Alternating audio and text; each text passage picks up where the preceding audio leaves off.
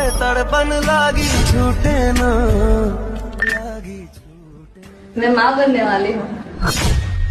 एक दिन आप सच्ची हमको मिल जाएंगे, कसम से भूल रहा हूँ, मैं अभी सबको बता के आता हूँ।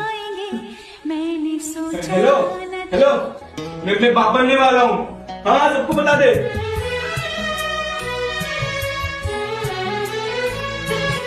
एक दिन आप यूं हमको मिल जाएंगे, फूल ही फूल राहों में खिल जाएंगे। हाँ हाँ, पूरे 2 महीने हो चुके आज।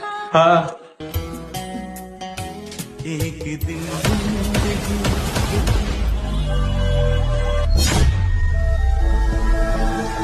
बेटा मुझे इग्नोर मत करना, मैं दुर्गा माता हूँ। आज तुम्हारे घर 3 घंटे में खुशखबरी आने वाली है। बस तुम वीडियो को लाइक करके चैनल को सब्सक्राइब कर देना और जाते जाते कमेंट में जय माता दी जरूर लिख देना।